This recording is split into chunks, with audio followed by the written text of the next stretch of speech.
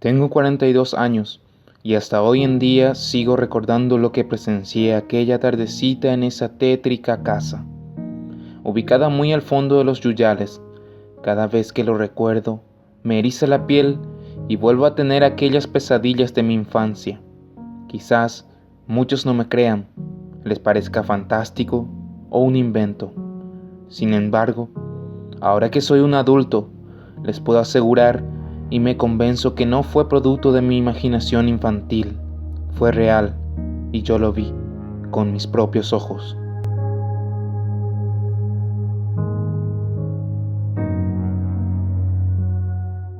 Pude ser testigo de una insólita posesión, si así podría decirse.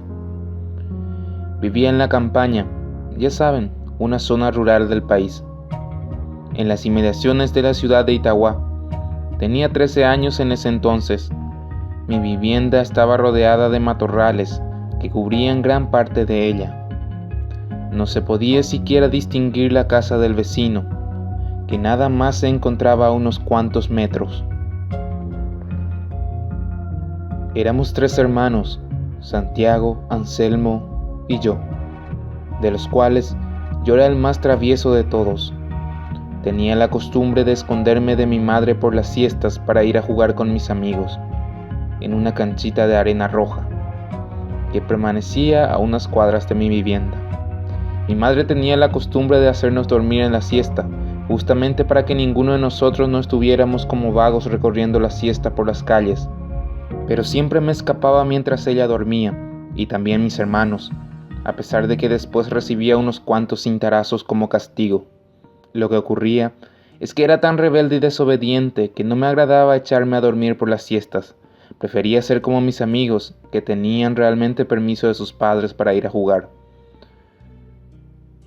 Una siesta volví a escapar de la pieza. Salí por el fondo de la casa y fui a la cancha. Ahí me aguardaban mis compinches de siempre, los vagos, como nos apodábamos.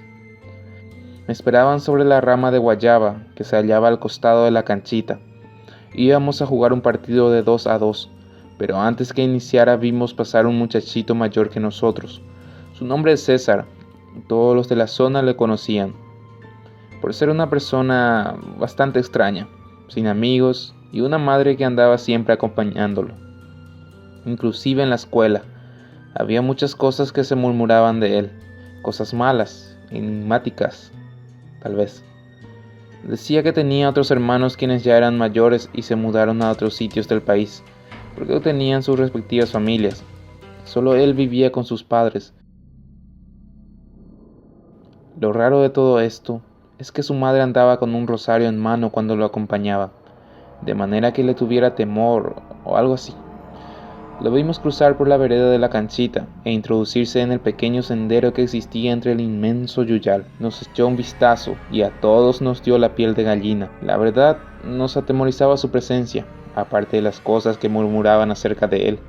Hacia el fondo mismo existía una choza humilde de una anciana, quien supuestamente era curandera.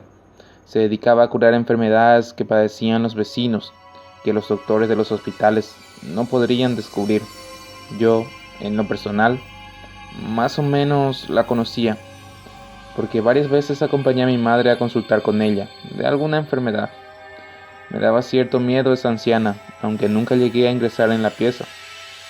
Héctor tuvo una idea en ese momento, la cual a mí no me pareció nada agradable.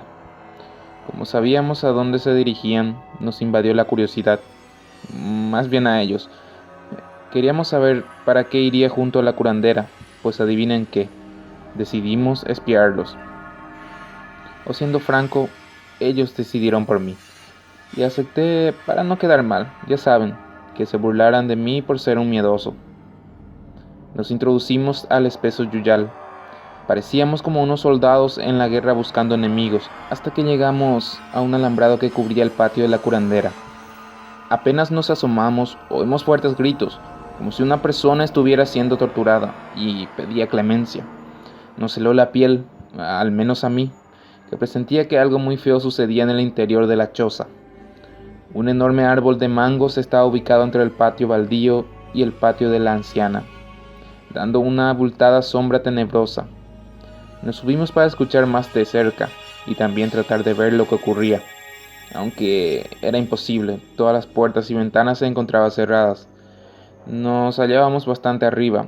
Yo me fui hacia una rama que creía que era fuerte, estaba justo a centímetros de la ventana y quería alcanzar a observar qué había adentro, pero tuve tan mala suerte que la rama se rompió y caí al patio ajeno, golpeándome contra el suelo duro. Me senté y comencé a acariciar la cabeza por el dolor que me produjo. De nuevo escuché el grito aterrador, volteé la mirada y me di cuenta de un agujero pequeño que daba al interior de la casa. Me aproximé y lo vi. Esa escena marcó un antes y un después en mi vida, y ahora que lo estoy rememorando, siendo ya una persona adulta que no debería de creer en fantasías, sigue provocándome pesadillas terribles. César estaba en el suelo, atado con una gruesa piola de pies y manos, como si fuera un animal. Se sacudía y daba espeluznantes gritos, mientras la anciana curandera le derramaba agua bendita, lo que supuse que era. Su madre se encontraba parada a su lado, sosteniendo duramente el rosario y llorando desesperadamente. Sin embargo, no fue eso lo que me asustó, sino lo que ocurrió a continuación. La cara de César cambió repentinamente, su nariz cambiaba de forma, parecía alargarse, su boca se abría más y sus dientes parecían transformarse en grandes colmillos. Babeaba. Como estaba descalzo, sus uñas empezaron a alargarse y aparecían pelos. Su ropa se resquebrajaba, rompiéndose en trozos. Ahí noté que su cuerpo se volvía lleno de pelos negros oscuros. César seguía retorciéndose en el pavimento. Yo me di cuenta que sin duda se transformaba en un animal. Sí, así mismo, todos los rumores eran ciertos, que César era un luisón. Lo que pude comprender fue que la curandera, al derramar agua bendita y rezar encima de su cabeza, era para evitar que se transformara en ese ser mitológico. O quizás tratando de quitarle la maldición. Asustado, de inmediato retrocedí y corrí hacia el alambrado, para luego salirme del patio. No le expliqué a mis amigos lo que me sucedió, todo lo que vi en el interior de la choza. Solo me fui a mi casa. En realidad no supe lo que ocurrió con César.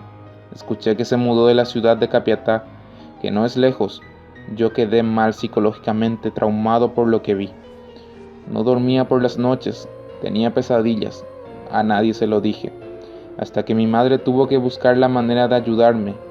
Me llevó junto a aquella misma curandera. Ella supo cómo solucionar ese pánico que tenía. Me dio un rosario de plata bendecido para que tuviera conmigo todo el tiempo colgando en mi cuello. Dijo que mientras tuviera el rosario, ningún espíritu maligno me haría daño, y fue así que no volví a tener esas pesadillas. Crecí normal, si así podría llamarle, hasta hacerme adulto. En cambio, hace unas horas perdí mi rosario. Ya es de noche, un poco tarde. Estoy solo en casa. Vuelven a mi mente esos recuerdos, y estoy empezando a escuchar algunos ruidos extraños.